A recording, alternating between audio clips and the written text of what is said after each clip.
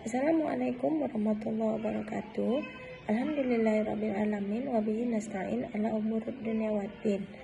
Hari ini pada pertemuan ke-5 ini pada mata kuliah komunikasi interpersonal, saya akan menjelaskan apa itu komunikasi verbal dan apa itu komunikasi nonverbal. Komunikasi verbal ini adalah komunikasi yang menggunakan simbol kata-kata yang baik dinyatakan secara lisan ataupun tulisan. Jadi komunikasi verbal dapat dibedakan atas dua. Yang pertama ada komunikasi lisan dan ada komunikasi tulisan. Apa itu komunikasi lisan? Komunikasi lisan dapat didefinisikan sebagai suatu proses di mana seorang pembicara berinteraksi secara lisan dengan pendengar dan untuk mengetahui sistem tingkah laku penerima. Contohnya komunikasi lisan dapat berupa tatap muka, melalui telepon, radio, dan lain-lain. Sedangkan komunikasi tulisan adalah apabila pesan yang disampaikan oleh seseorang itu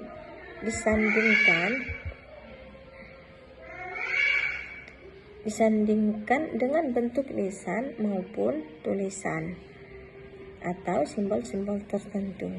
Tapi ada beberapa keterbatasan dalam komunikasi verbal, di mana keterbatasan verbal ini jumlah kata yang tersedia untuk mewakili objek. Kata-kata ada kategori untuk menunjukkan pada objek yang tertentu, orang, benda, peristiwa, sifat, perasaan, dan sebagainya. Tidak semua kata-kata tersedia untuk merujuk pada objek.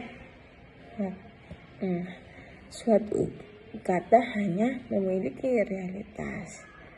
Terus kata-kata mengandung bias budaya. Banyak yang kita ketahui bahwa lain di mana bumi dipijak, di situ langit dijunjung. Di mana bahasa kesatuan kita yang berbeda-beda dan beda juga kadang artinya, begitu. Setelah itu ada komunikasi nonverbal. Apa itu komunikasi nonverbal? Komunikasi nonverbal adalah komunikasi yang menggunakan pesan-pesan nonverbal. Istilah verbal biasanya digunakan untuk melukiskan suatu peristiwa komunikasi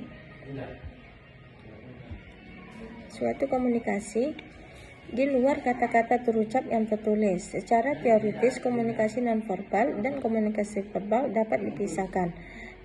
Namun, dalam sebuah kenyataannya, dua jenis komunikasi ini tentunya saling berkaitan. Terus kita membahas tentang ada beberapa fungsi komunikasi nonverbal, di mana yang fungsi pertama itu adalah fungsi repetisi, yaitu fungsi pengulangan gagasan yang sudah disajikan secara verbal. Misalnya, setelah mengatakan penolakan, saya akan menggelengkan kepala. Itu termasuk pada komunikasi nonverbal.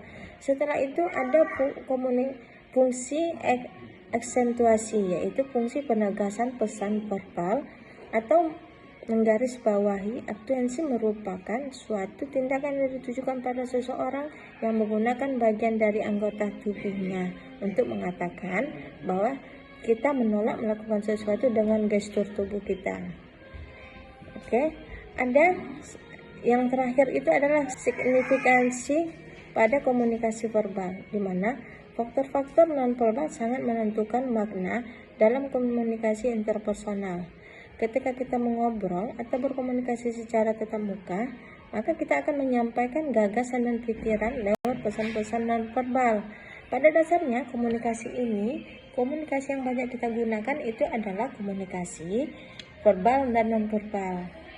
Kita menggunakan dalam kehidupan sehari-hari itu adalah komunikasi verbal dan nonverbal pada banyak. Maka komunikasi itu sangat perlu untuk kita belajar. Mungkin sekian yang dapat saya sampaikan, lebih dan kurang saya mohon maaf. Assalamualaikum warahmatullahi wabarakatuh.